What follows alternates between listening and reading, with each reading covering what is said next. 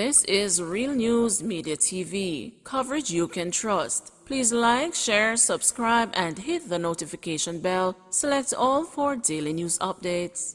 BCJ suggests more regulation coming to the internet.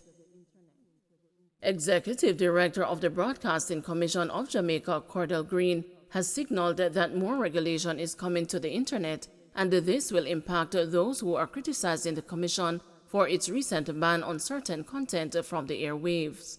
Mr. Green argues that while certain content may now migrate from local airwaves, the internet is not a free-for-all as they believe. The Broadcasting Commission has been heavily criticized and praised at the same time for its directive earlier this week. It ordered that the radio and the television stations should halt the transmission of any recorded material that promotes and glorifies illegal activities. There has been a pushback from stakeholders who argue that the content is already available on the internet and more content will now be online. But Mr. Green says despite the appearance of freedom on the internet, the international community has already started to restrict the content based on its own standards. He states that there is more responsibility being placed on content producers and the local players may have a rude awakening. So this notion that,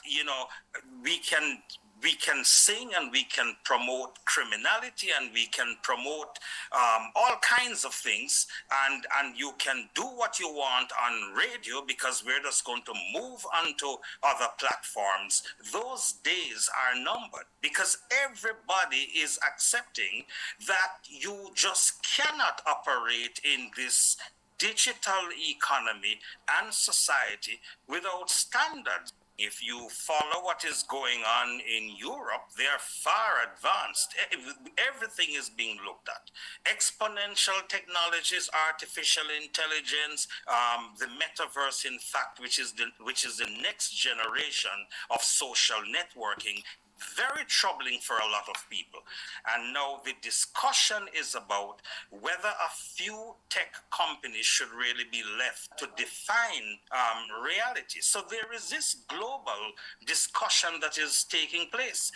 So it has everything to do with freedom of expression, because freedom of expression is protected and preserved when there is regard for the responsibilities that come with those freedoms. Take control of your children or the state will, Custos warns. Custos of Trelawney, Hugh Gentles, is warning parents and guardians to take control of their children or the state will. Mr. Gentles was responding to the discovery of 4 children aged 15 to 17 years at an illegal party with gangsters in Hague Settlement last weekend. He said parents should return to instilling values such as obeying rules and being courteous in their children to lessen the negativity seen in society. But while he acknowledged the gloom over the country, Mr. Gentles admitted that it is a minority that is creating all this mayhem, while the majority of Jamaicans are law-abiding, peaceful people and decent human beings. He reasoned that the minority has created a perception that there is total lawlessness, but said the good people must do our bit to try and control the small minority and not let them dominate us. The Custos said justices of the peace in Trelawney have been instructed to work closer with the police in the fight against the crime and alert them whenever there is an issue of concern in the parish. The police have said their information suggests that several gangs, some of which are former rivals, were present at the illegal party in Hague Settlement. This has drawn their focus to a possible shift in gang alliances and arrangements. The police high command says more resources will be deployed to deal with gang activity in Trelawney. Prime Minister calls for more private developers to partner with NHT. Prime Minister Andrew Holness has called for private developers to sign up with the National Housing Trust Guaranteed Purchase Program. Under the program, the NHD purchases housing units in private developments at a guaranteed price prior to construction. This allows units to be delivered at a lower cost within faster time frames to customers. Mr. Holness added that the program would also benefit the developer by eliminating market risk and guaranteeing sales and cash flow. He said greater participation in the Guaranteed Purchase Program would rapidly expand the number of houses being delivered through the NHT. Some 2,878 housing solutions have been secured under the GPP in development at various stages of completion across the island.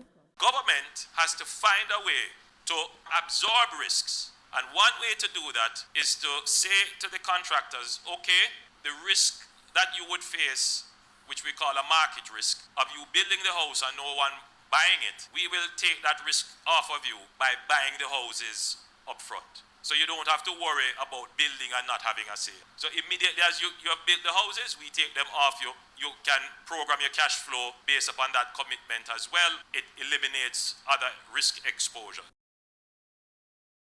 Donnelly's mom desperate for closure. Sophia Lugg, mother of presumed deceased 24-year-old Donnelly Donaldson, is still seeking closure as she says she does not know where her daughter is. The distraught mother made a comment after the decision by Justice Vinette Graham Allen to deny bail for Noel Maitland was handed down in court on Thursday, October 13. I have no doubt that the justice system is working and the justice must be served, and it is taking its turn. Justice is working in our favor. I have no doubt justice will be served to Noel Maitland, but what has me feeling this sad is that I still have no closure where my daughter is.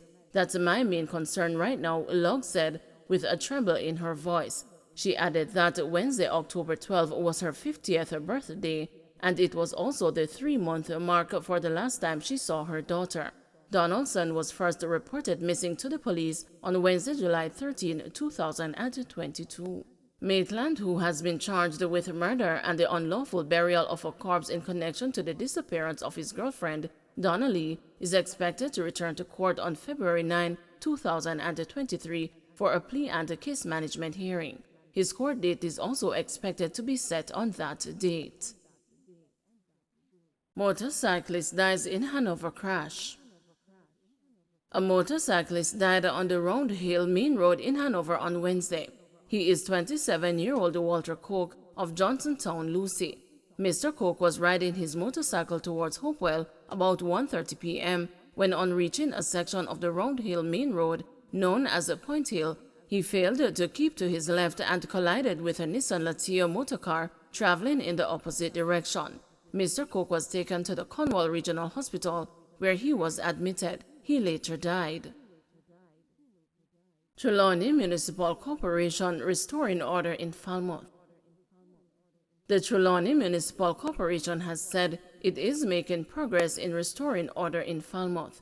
The municipal corporation launched an operation with the police 2 weeks ago to crack down on illegal vending and dumping of garbage in Water Square.